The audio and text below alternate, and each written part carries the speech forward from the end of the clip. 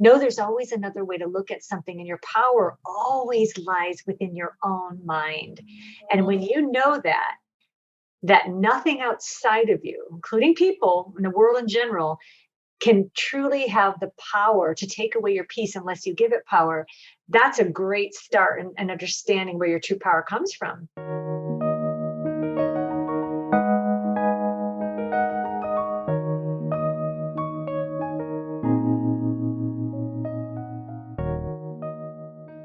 With COVID-19, both our physical and mental health have become regular conversations.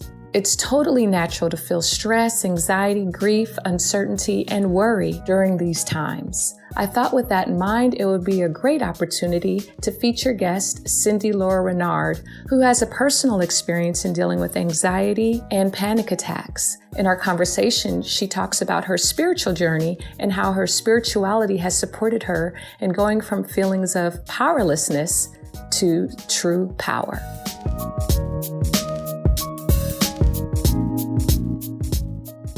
Hello, world. You are listening to Feel Good, the podcast. I'm your host, Malika Lee, and we have in store for you a wonderful conversation and exploration with my guest, Lora Renard. Welcome, Cindy. Thank you, Malika. Thanks for having me. So Lora Renard is an international speaker on A Course in Miracles and author of 2 books. One is called A Course in Health and Wellbeing, and the other one is called The Business of Forgiveness, Healing Yourself through the Practice of A Course in Miracles. She is a spiritual life coach with a master's degree in spiritual psychology from the University of Santa Monica, and she has traveled the world with her husband, Gary R. Renard, who also teaches A Course in Miracles, and they have spread, I'm going to say, the good news across the globe. Our conversation today, we are going to be exploring what A Course in Miracles is and how it's applicable in her life. And I also have been studying A Course in Miracles, and I'll share, when relevant, also some of the applicable ways that it has helped me navigate this life. So with that, Cindy, let's jump in. Great. Okay, so for a person who has never heard of A Course in Miracles, can you just share a little bit about what it is? Sure. A Course in Miracles is a spiritual thought system, not religious, but spiritual, that is guiding one to their own internal teacher, which the Course calls the Holy Spirit. And although the Course uses Christian terminology, it's not meant to be a religion. It puts one in touch with their own internal teacher to help a person undo the ego, which is what the Course calls the separated self, the self that believes it's separate from God, separate from source, and separate from others. So there's a workbook that trains the mind. It's a training program that has 365 lessons, one lesson for every day of the year. And the goal is to help us shift our perception of how we see ourselves in the world now, and shift to fear-based thinking, which is the ego, to love, which the Course would be shifting to the Holy Spirit's thought system, which is a whole different way of perceiving oneself in the world. It'll say things like, we need to accept the atonement for ourselves. And when it says that, it means not the biblical idea of atonement meaning we need to accept that the separation from God never actually occurred. It's only a dream that we're experiencing here. And we can awaken from the dream, from this separated state, through a certain kind of forgiveness. And forgiveness is the key tool the Course uses to help us undo the ego, the false you, which takes, this happens over a period of time, takes quite a bit of undoing. And so through forgiveness, a certain kind of forgiveness, which maybe we'll get into that, helps us to undo the ego so that the real you is all that's left. And you end up recognizing, which is really enlightenment, that you're not separated from anyone or anything, and all judgment is released. And so this is what the Course is directing us to, ultimately the attainment of true peace, which again, we can also get to. But in a nutshell, that's the Course. It gives us a text that explains the theory, and then a workbook for students, again, the 365 lessons, as a mind training tool. And then it also includes a third part, which is the manual for teachers and clarification of terms, which explains the terminology that's used in the course, as well as certain concepts, certain ideas, so that when you start reading the text, you get a better understanding of what it is, what those things mean. And I'll say one final thing. The course is a channeled document. It was channeled through a woman named Helen Schuckman in the 60s. And she recognized the voice who made it known to her. She heard a voice, an inner voice, and the voice presented itself to her as Jesus himself. So Jesus is the voice of the course channeled through this woman named Helen Schuckman. And I'll say from my own experience with it, it is a document that I've never seen anything like it. I mean, it's clearly, in my opinion, coming from outside time and space, from a wisdom far greater than anyone could write about in this world. So that's pretty clear as you go along reading the course. The voice, Jesus, makes it clear that it's him speaking through Helen. In a nutshell, that's A Course in Miracles. And the miracle in the course, if people are wondering, well, why is it called A Course in Miracles? Well, Jesus wanted to give a different interpretation of what the word miracle means. He's not talking about physical miracles like we would think of. He's talking about the miracle happens in the mind. It's a shift in perception from the ego's way of thinking, which is fear-based, to what he calls the Holy Spirit's way of thinking, which is love-based, which gives you two different interpretations. So that's it in a nutshell. That is a lot. I can say I've already thought of so many questions that could be clarifying questions for some who may not even be familiar with this idea of channeling or any of that. But my sense is instead of going right into more of the technical aspects of it and the meanings of what you said, let's get into a little bit more of the benefits of what you spoke about, like with peace. That you said could be a benefit of choosing love instead of the thought system of fear, the thought system of ego. So why don't we take a step and talk about some of the results, and then we'll get back into more of the explanation of of what it is, because I can imagine that for some listeners, their minds might already be blown and just processing Yeah. what you said, So let's talk about how does it show up in your life. And so one of the things that you mentioned in your book, The Business of Forgiveness, about you dealt with panic attacks. So can you just talk about what panic attacks are, how you experience them? Let's delve in that way and then get to how the course helped you navigate them. Yeah, that sounds great. And by the way, I'm happy to talk about this because I know a lot of people do experience anxiety throughout their lives, and sometimes it takes a more intense form. That would be the most intense form of anxiety is having an actual panic attack.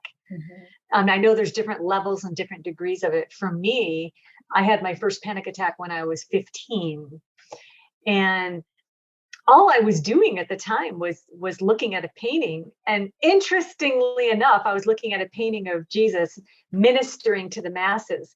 This was in the Van Gogh Museum in the Netherlands. And I remember looking at this painting of Jesus, and I was told later that I had a visceral reaction to the painting. And I didn't know it was, at the time, I was reacting to something that occurred in another time and place, unconsciously. But I started to get this really panicky feeling. My heart started racing. I started sweating. I felt a sense of doom come over me. And it was probably the most terrifying thing I've ever experienced.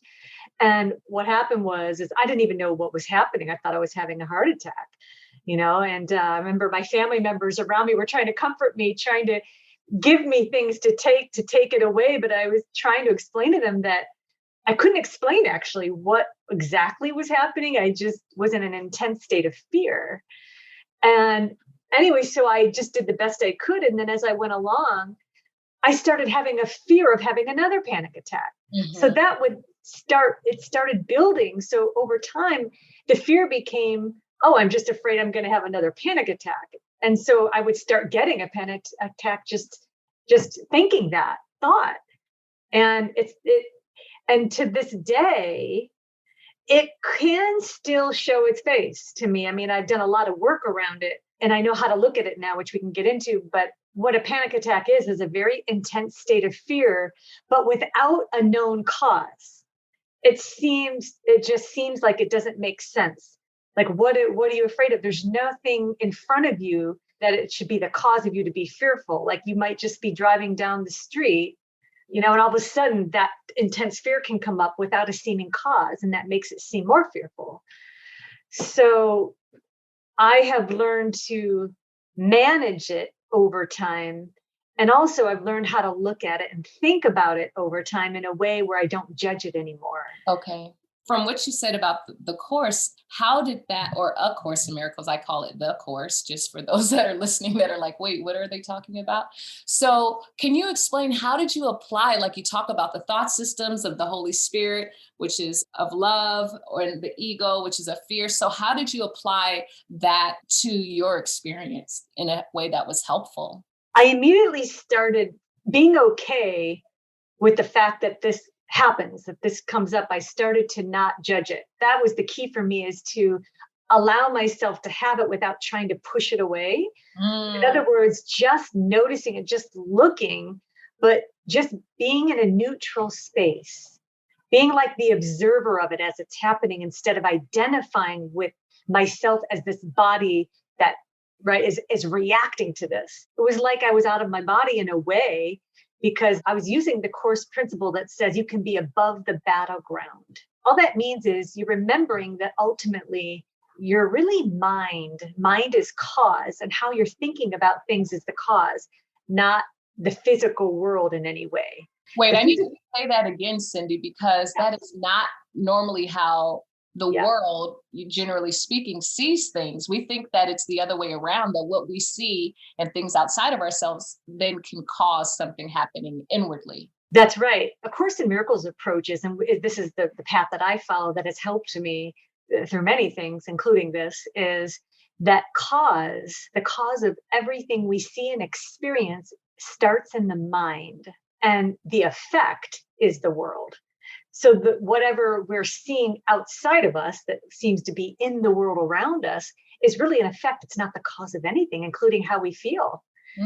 So when I started putting that idea into practice, that means I'm getting my power back, because if my mind and how I'm thinking about things is the cause of how I'm feeling, that means I can change my mind about it. And I can work at the mind level of working with my thoughts, and then replacing these fear-based thoughts with thoughts.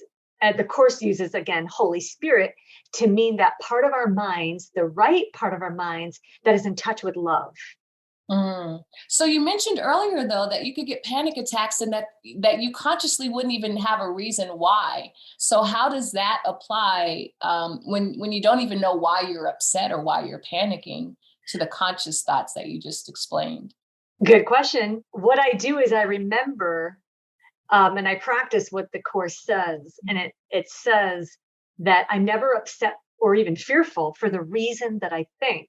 What I'm really upset about, the Course teaches us, that is this unconscious belief that we're guilty over the separation from God. I know that seems huge and might seem big and intense, but the Course's approach is that there's unconscious guilt in the mind. All of us have this unconscious guilt in the mind that really is the root of all suffering. And the guilt, again, comes from this belief that we've done something terrible by allowing ourselves to split off from God, from which is really, God is just perfect love. That's what God is an awareness of perfect love. And so anytime that we allow ourselves to separate from this love, we feel fearful. We feel, right? We project. We might project onto other people. We might feel anxious, right? Anxiety is one of those effects of that. So for me, it was a matter of recognizing that, well, I must be making this really real, the separation really real. And I had to remind myself, nothing really happened. I never really separated from God. It's only an illusion. And I can change my mind about this by accepting the correction for that misinterpretation, or this belief that I'm guilty over that. And the Course says it didn't even happen. There's no cause for guilt either, because we never really separated from God, because it's an illusion. So this is what I tell myself in those moments, and I don't judge it, Because if you judge something happening in the world or even within your own body, if you judge it as that, as something bad or that you should feel guilty about, what does it do but perpetuates that feeling of separation, and it makes it very real for your mind. Right. And so what we want to do is forgive it. So I work with forgiveness, forgiving the guilt that is associated with the panic attacks. And I trust that as I forgive myself, that over time that I'm undoing more layers of guilt in the mind, which the more and more we practice this kind of forgiveness of not making the cause of our upset outside of us, rather going inward and saying the cause is in me. It's the way I'm looking at this or interpreting this that's the problem. And I can change my mind about it by shifting teachers from the ego, which is going to perpetuate the fear, or I can switch and replace those fear thoughts with loving thoughts that remind me of truth, the ultimate truth. There's so much meat in what you just shared. So I want to tease out a couple of things that came up just to amplify it and clarify it. And one of those is something that I heard you say about not needing to know the cause of the upset to be able to work with it. And so often in my own experience, and I know in other people, sometimes we can have an emotional, let's say an emotional storm come up, right? Similar to your panic attacks. And we didn't even know why. We don't intellectually understand what's happening with us emotionally. Yes. Yeah. And it sounds like you're saying that we don't need to know what's happening or the cause of it intellectually to still be able to use it as a healing or growth opportunity. Is that right? Actually, that's correct. Yes, that's what I'm saying. Because let's say, for example, a person is saying something to you and you start to get that visceral reaction. You start to feel upset by what they're saying. What A Course in Miracles is saying is that person, although they might be saying something that's maybe they're saying something that's mean, right, to you, that person is really not the cause of you feeling upset. Whatever they're saying is not the cause. What the cause is in your mind. It's how you're thinking about what that person is saying. It's your interpretation of it that's upsetting. So in other words, if we're in our ego minds, which is based on separation and fear, we're going to interpret that person's behavior as an attack. But that attack, we can only perceive someone else as attacking us or hurting us if we believe we can be attacked. But what if what you really are in truth, as God created you, whole, innocent, and perfect spirit, can't really be hurt? Well, you can get in touch with that part of your mind, which is the right part of your mind, the Holy Spirit, as the Course calls it, the Holy Spirit, that reminds you that, wait a minute, no, you're the cause of the world you see because you made the world. It's a projection. It's coming from you, not at you. And as I was saying earlier in the beginning, when I was explaining the Course, it's saying this world is like a dream. And it's like you're the dreamer of the dream, and you're dreaming all the figures in your dream. And everything that appears to happen is part of your dream. So if you're the dreamer, you're the director, the author, and producer of your dream, that in a way, that's good news. It's saying, well, you can change your mind then about the figures in your dream and how you're seeing them. So let's take this person who appears to be attacking you.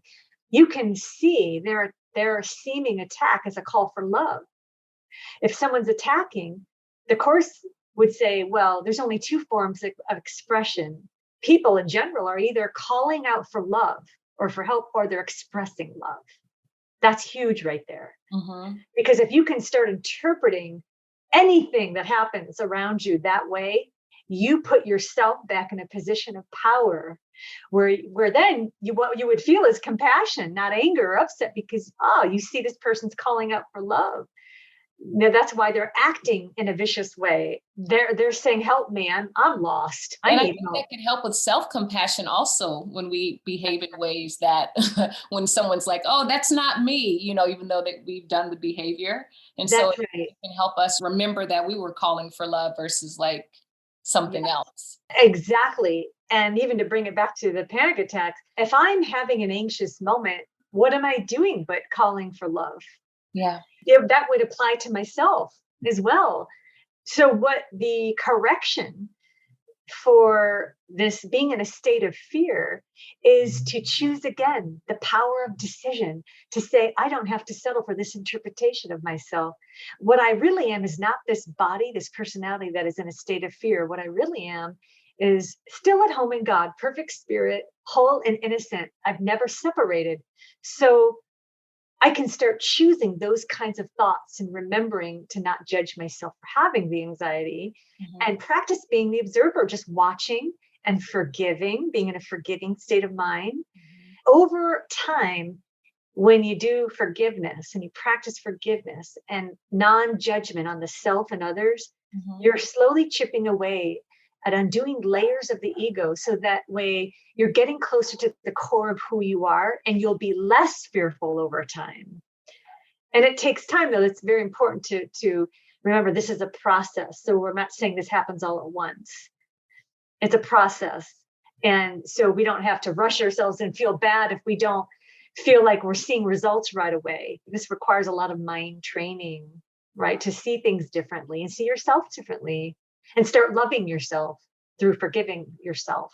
And what I hear you saying, as far as when you're talking about the process when you're having an upset, like, when you were having an experience of a panic attack, is reminding yourself that on some level you must have made a choice because you're feeling fear, and that you could make a different choice and you could be experiencing peace at some point in there. And when you were saying that, if in fact, I assume that is what you're saying, that it reminds me of that passage in the Bible that talks about a peace that surpasses understanding. Yes. Yeah. You can attain that kind of peace, which is not the same kind of peace.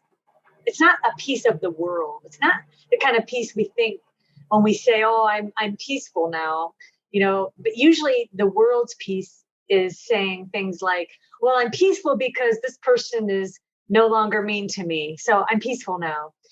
A Course in Miracles, when it's talking about peace, it means you can be peaceful regardless of circumstances. Even if someone appears to be behaving in a way that they seem to be projecting onto you or attacking you verbally or something, you can still retain your peace anyway. It's very different. It's very empowering than the kind of peace that says, well, I'm only peaceful if this person treats me right. Right. That means you're still a victim of the world. See, if you're still like a prisoner of the world, putting your power in the world, which is the wrong place to put power, because the world is very shifting and changing, and you can't rely on the world because it constantly shifts and changes, whereas the truth doesn't. The truth never shifts or changes, and it's always a constant. And the truth is, God is the only reality. God is perfect love. Only perfect love is real. So anything else that can oppose this perfect love is all made up. It's part of the illusion and doesn't exist. That's all made up. And it's a made up thought system by the part of the mind that we all share that we call the ego. And all of us have that part of the mind of the ego. And all of us have the part of the mind, the right part of the mind, where we can remember that the truth of where we came from, the home we've never really left, this perfect love, this God that we've never left. That's the part of the mind that we can get in touch with consistently by choosing it, actively choosing it. That's the truth that never changes. The part that reminds us that, wait a minute, we're not really these bodies walking around. It looks like we are. And in a world of separation, of pain and suffering, this is not who we are. This is part of the dream, but we can awaken from the dream. We can awaken from the dream of separation. And then eventually we will experience ourselves as whole, as innocent, what we really are, as nothing less than God. We're always, in truth as God created us. That's the truth that never changes. So how has this helped you? Because it sounds, panic attacks sound very visceral. I have not had one. But what we're talking about from this thought system sounds very intellectual. So how did you transfer the intellectual aspect? And for those that are listening, how do you transfer that part to like these visceral, maybe even sometimes overwhelming emotional and physiological experiences? How do you do that? Yeah. So let's say I'm in the middle of a panic attack. Let's say it already happened, right? I didn't stop it. Let's say I'm just in it and it's very intense or very fearful. If I'm in a public space and that happens, I first do whatever's most loving that I could possibly do. And sometimes that means I'm going to remove myself from the situation and then get centered again. Sometimes it means I need to remove myself. So maybe I'll remove myself. Maybe I'll, in other words, go to a space where I can just breathe in a little bit and I'll do the normal thing, which means I might just take some breaths. And at the same time, I'm being normal, doing those things and taking care of myself. I remember not to judge myself as I'm having, I just allow it, but I'm not judging it. I allow it myself to move through it. Then it starts to subside, because usually it always does. And then I practice some right-minded, what I call right-minded thoughts about it. I go through a forgiveness process and I remind myself of the truth. I remind myself that the cause of this is not outside of me, and I can change my mind about this. I'm not guilty for anything. Nothing really happened. I'm still at home in God, and I'm having a dream that I'm this body experiencing this anxiety. It's that I don't have to identify with the body as me. So I can get in touch with my power. And I remind myself of that, which means I put the Holy Spirit in charge, which means that I let go of my interpretation of the problem, what I think it is, and trust that the Holy Spirit, which is really the thought of love in my mind, will replace any fear-based thoughts as I allow it to, as I just allow the process to unfold. And I just trust in the process, and that's it. And I don't resist it. That's the key, is I don't judge. I don't resist the feeling. I just do whatever's necessary in the situation. And then I do the mind work, which is the really important part of it, by, again, replacing any fear-based thoughts with loving thoughts. Right. After it's subsided. After it's subsided, because if I can do it in the moment, of course I'll do it. But if it's too intense, I allow myself just to be in the space of the anxiety and know that, hey, there's nothing wrong with having it. There's nothing wrong. I don't have to judge it as something bad. It's not bad or good. It can be a neutral thing. It's just an experience. How has incorporating the practice and philosophy of A Course in Miracles, how have you experienced your anxiety or panic attacks differently, or what changes, if any, have you noticed? What changes I've noticed is I don't have them hardly at all anymore. It can happen, but it's not as often. And also, I've noticed I'm much more peaceful as a result of practicing forgiveness over a period of 15 years now. Things that used to push my buttons, it could be anything now. Anything that used to kind of push my buttons, or maybe I'd get a little bit upset or react in a certain way, I just don't anymore, because I understand where upsets are coming from now. It has nothing to do with the world, I know this is a completely different, these are completely different ideas of how we've been brought up to believe. Yes. We're brought up to believe the world is the problem. People are the problem. They're the ones doing something to us, right? That's how we're trained. But that's not empowering, because that puts us in a victim mode to say that, well, I was peaceful until this person came along, and now I'm upset because of what they did or said. What does it do? But we become a victim then, and we give our power away. Yeah. So the Course is teaching us how to be empowered again. Some people don't want that responsibility. It puts the responsibility back on you, on the person, but where it should be, that's where the cause is. When you learn to see things with correct perception, you are freeing yourself of the burden of guilt in yourself or placing guilt on others. You're freeing yourself, really, as being a prisoner of your own mind, by allowing someone else to be in control of you, by allowing someone else to have power over you. That's probably one of the key things I've learned over the last 15 years that have completely set me on a different course, a different path. Yeah. Now I can walk the world, but I'm not of the world. I don't let the world be the cause of my upset anymore. It's very freeing. So there's a sense of freedom in that comes from that. I was thinking that earlier when you were describing it, the word that came to mind was about freedom. I want to, now that we've talked about and explored specifically using your experiences with anxiety and panic attacks for the benefits, I wanted to kind of suss out some things that you said, because it is in what some people would say in opposition to how the world perceives things. So I wanted to go back to some of those and just ask you to expound and give an opportunity for those that are listening to better understand some of the things that you said. Okay. So you said that we're not our bodies. And so that brings up that brings up a lot of probably material for people, because that's not how we are seen by the world. That's not how we experience the world. And so I'm just wondering, if we are not bodies, what are we? And why then are we having this experience? Yes. This takes some spiritual background to understand, but I'll explain it the best way I can. If what we really are is part of God. In other words, we have never left our source, which means we are perfect love. That is what we really are. And love, what we really are, that means we're abstract love. We're not form of any kind. We are pure love. And there's nothing else that exists apart from that love. So another way of saying what we are is we are perfect spirit. We're still at home in God as spirit, whole and innocent. And remember, what we are is not form of any kind. It's like this abstract love, it's spirit. So when you're in a state of being in spirit, that's like an awareness. What we are is an awareness of perfect love. This is an experience that normally it really can't be described in words. It's an experience that people have often through revelation, which is direct communication with God. It's a feeling of direct communication where you just understand truth. You understand, and you can't put that revelation into words, but to do the best we can is to say, well, it's just a feeling that all fear is relinquished in that state.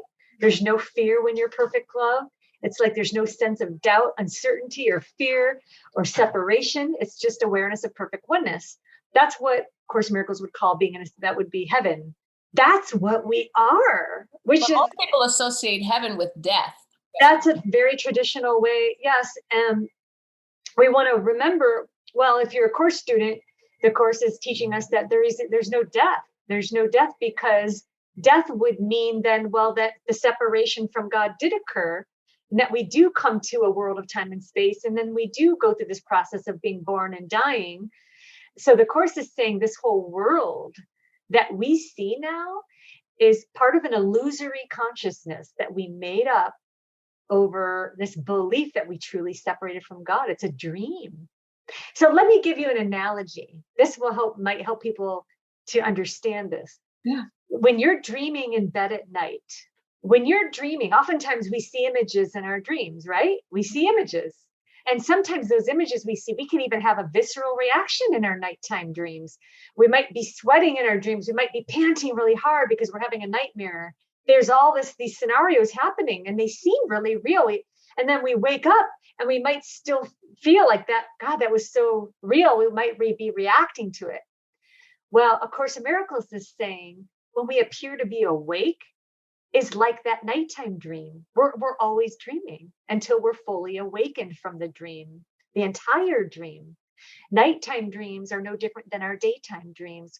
All the images we see in our nighttime dreams, we made those images up, right? Because our eyes are closed when we're sleeping, yet we're still seeing images, and we're feeling things in our dreams. So what's feeling those things if we're just lying in our bed and there's no one around us doing anything to us? Our mind is seeing those images. Our mind is feeling those things, right? How could it be? No one else is touching you. So when you appear to wake up from your nighttime dreams, you're waking up to another form of dreaming, and it just looks and feels more real, because that's how the ego set it up, to make it real, to make this world of separation real for itself. It's a big mind trip. Now, that might be very fearful to some people. Now, this is not meant to be fearful. It's meant to say, well, you know what? Your reality is something much more beautiful, much greater, and filled with pure love, which is unconditional. This world is made with conditional love. Love is conditional here. It's based on conditions. All we have to do is look at our relationships, how they're set up, look at all the pain and suffering in the world, and look at this world isn't the happy world. But it doesn't mean that you can't be happy. You can. And true forgiveness and letting go of judgment helps with having a happy dream experience, which leads us to awakening from this dream of separation. We need to shift our dreams of fear to happy dreams. And then when we do that, we're closer to reaching that state of heaven, of really fully being awakened. Now, let me give you an example. Jesus, when he walked the world 2,000 years ago, he was in what we would call the real world, which means he had let go of all judgment on people of the world. He saw people with spiritual sight, which is what we're all attaining here. This is the purpose for the world, is to become like he did, which was he forgave the world for what he thought it did to him.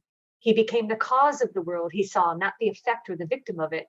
And so he forgave everything. So he was able to awaken from this dream of the world, which he knew wasn't real. He knew that it was part of the illusion and that his real home was with God. And that's what he was teaching through his demonstration, by being with people without judging them, by seeing them as whole, what they really are, as God made them, as whole, as spirit, as nothing less than God. And that's how people were healed in his presence, because he was able to be this demonstration of love and created such a powerful vibration that when people would come into his presence, they would be healed because their mind was accepting his offering of love. So this is what the purpose for the Holy Spirit would see. The purpose for the world is just that, is to awaken, use this world as our classroom now, to awaken from the dream like Jesus did. And he was one example. I'm not saying he's the only example. I'm not saying this is about religion or you have to be a Christian or anything. It has nothing to do with that. Yeah. You could be a Buddhist. You could have another form of practice that you do. Mm-hmm. But at some point, everybody will come to the place where they'll find their path that will help them awaken also, from the dream. It doesn't have to be through A Course in Miracles. This is just one way. It's not the only way. But I think there are some core ideas that are universal. In other words, God is perfect love. That's a universal idea. God can't be fear because God didn't make fear. People did. The ego did, So God is not a God that is a punishing God or a God based on fear that punishes, right, people. That's all made up. This whole thing of sin, that we're sinful beings, is all made up.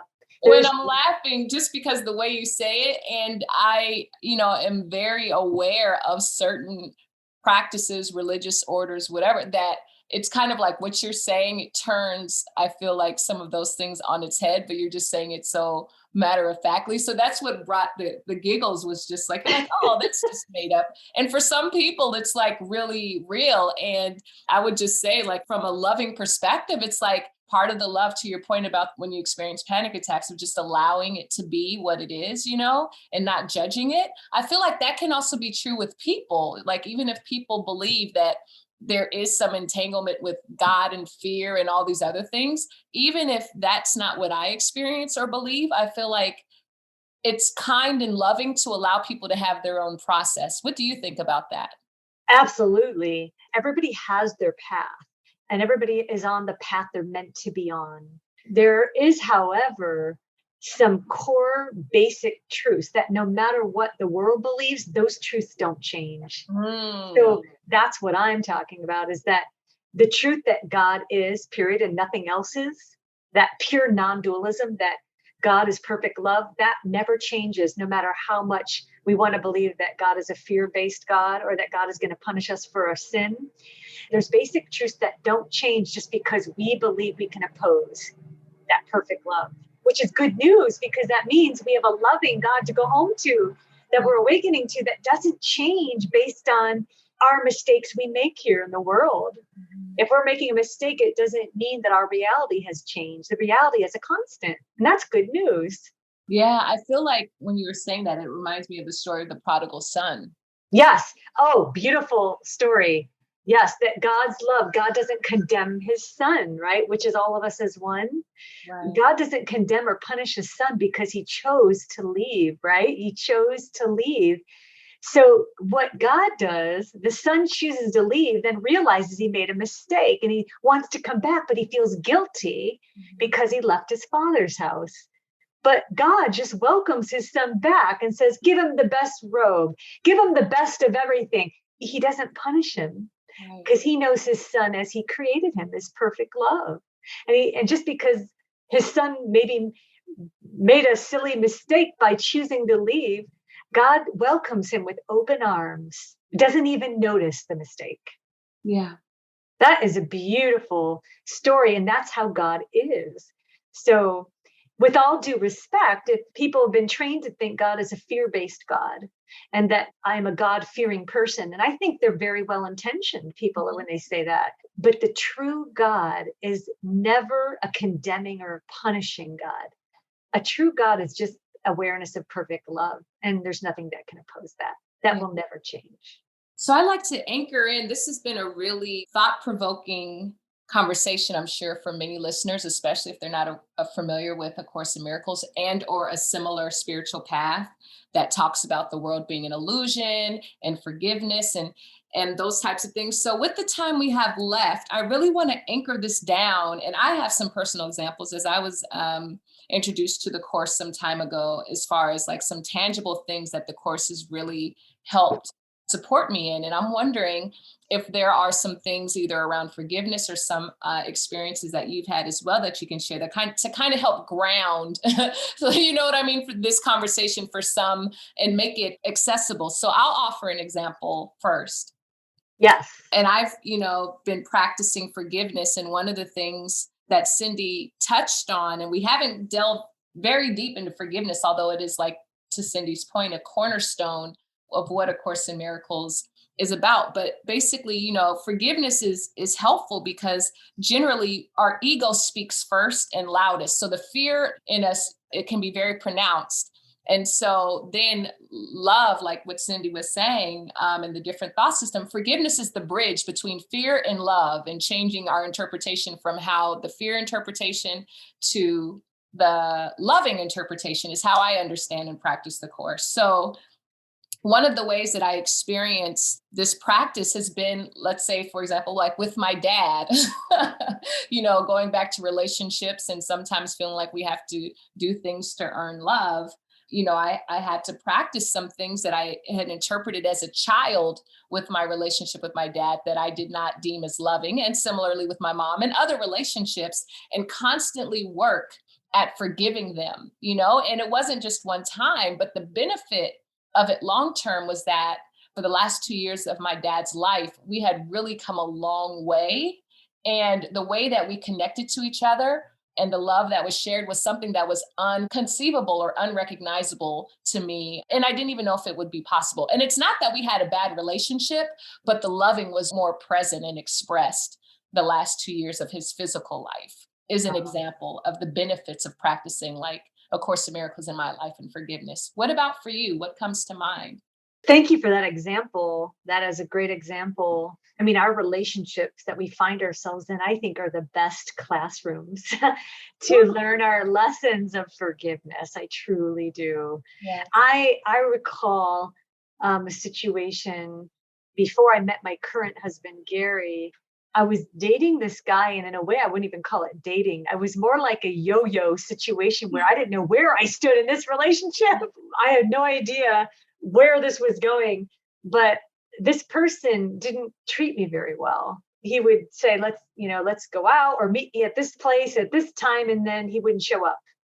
Oh, wow. This happened several times. Or, we would be out together and, he would flirt with other women. Or it was one of those kinds of situations. Maybe right? It was disrespectful. Exactly. It was just pure disrespect in that sense. Right. So I hadn't really perfected this forgiveness stuff yet at that time.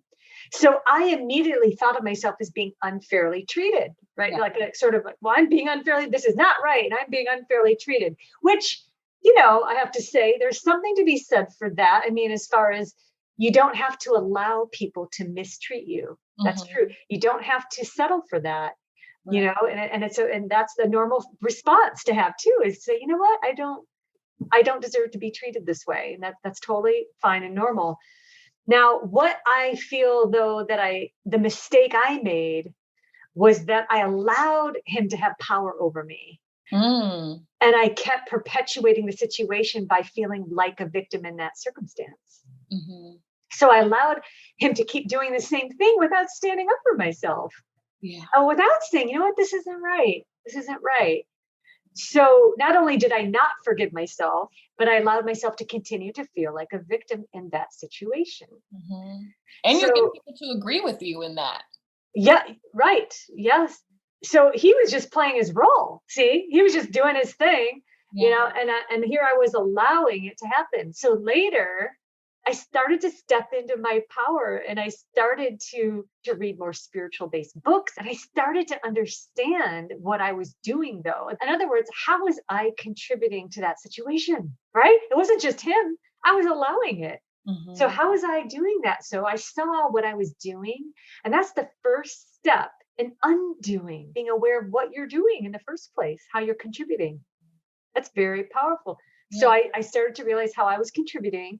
Then I started to say, and I started to get my power back by saying, I don't have to be a victim of this behavior because I can be the cause of how now I'm interpreting what this person appears to be doing. I get to decide how I feel. I don't have to let him determine that. Right. So that was how I switched it around. I flipped the script, as I say in one of my chapters. You flip the script of Mm-hmm. being a victim to being empowered. Can you give just one example, because we are nearing our time here, but what you said there is so, I feel like that's going to be a really powerful experience for our listeners. You know, when you said, well, what is my part in this? And I can think of my part in different relationships Yeah. also. What is an example of one insight you had in what your role was in this situation with this guy? Well, my insight was is that this person has no power. I started to think this in my mind. This was my process. This person no longer has the power to take away my peace because that would mean that I stay a victim, and I don't wish to be a victim of this. So I decided to change my mind about it by recognizing that I can see this differently. I get to choose my thoughts around this. So I started to think thoughts of another way to look at this is this person may be just showing me what growth that I still have to do. Right. By seemingly, right, mistreating me, it allows me to learn, right, that I can look at this differently, that I don't have to choose to be a victim. That's very empowering. Yeah. So I started to use those kinds of thoughts. Did you still answer his call, Cindy? So no, eventually, um, and this is what's interesting.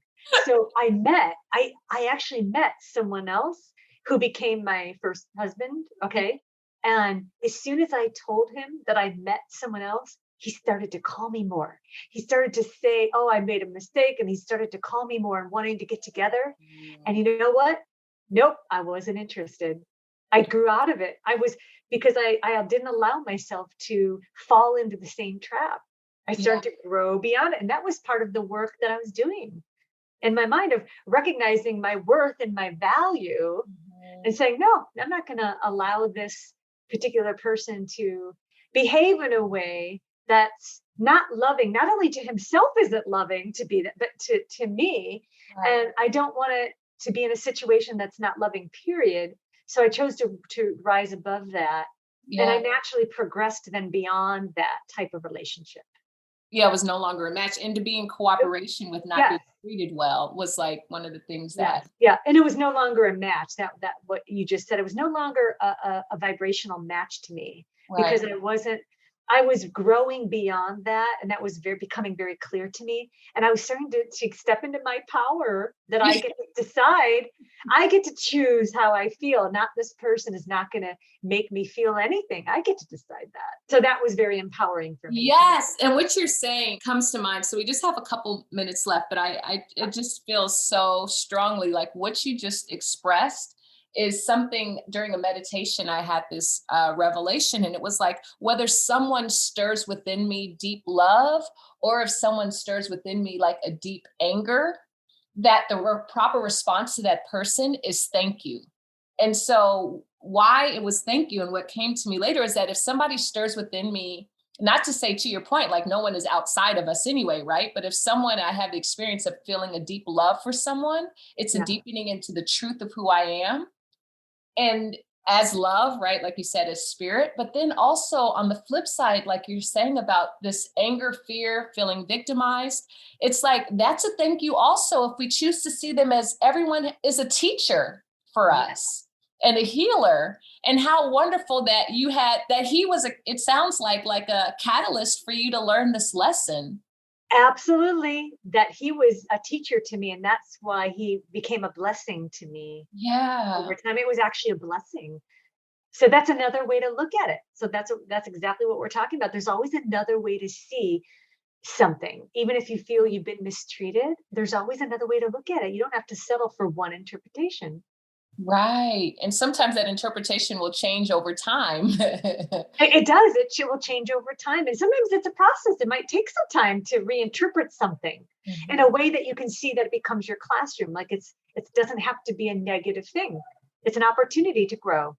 Yes, and in that way, going back to your point about freedom, in that way, then we don't have to be trapped by Right. either our past or certain circumstances, like you said, for us to be able to choose and have an inner experience of peace. That's right. With the time we have left, Cindy, I'm just wondering if in your closing statement, right? In your closing statement, not that it has to be that formal, but I'm just wondering if there's anything that we have left unsaid that's on your heart that you would like to share as we bring our conversation to a close today. Well, first, I just want to say that I feel like this was a beautiful opportunity for us to get together and talk about these ideas, which are, I think, a lot of things we did discuss are people can relate to, things like feeling fearful or feeling anxious or being in a relationship where you feel there's some kind of imbalance in some way. What I would want to say really is there's always another interpretation you can hold. You don't have to settle for the ego's interpretation, which can feel very defeating. And you might feel like you're trapped in a situation. No, there's always another way to look at something, and your power always lies within your own mind. And when you know that nothing outside of you, including people in the world in general, can truly have the power to take away your peace unless you give it power, that's a great start in understanding where your true power comes from. Knowing that you can start working with your thoughts and training the mind to think about things differently and see people's attacks as calls for love, and see that they're really hurting, or else they wouldn't behave in a way that's hurtful, because they're hurting too, like we all do sometimes. So when you can see that, you can start to feel compassion for others, which is really saying to yourself that you are compassionate because we're all joined as one. So when you think about someone else, you're also sending the same message to your own mind. So that's really what I really would want to say here to reinforce. And if people do want to, I do have two books out. If people are interested in what they've heard in this discussion and they want to read more, I do have two books. The Thought System is based on A Course in Miracles, and the first one is A Course in Health and Wellbeing, and the other is The Business of Forgiveness. And those books can be found on Amazon. And my husband Gary and I, who we teach the course together, and we have online classes we do every month, and that information on those classes can be found at my website, cindylora.com. And that's CINDYLORA.com, at my appearances page. Wonderful. I'm so glad that you shared how people can get in touch with you and learn more from what you've shared today. And I want to thank you for such a wonderful conversation, for making the time, and for really bringing it back to what I hear and how I would summarize it is really reminding us of our power and that we do have a choice.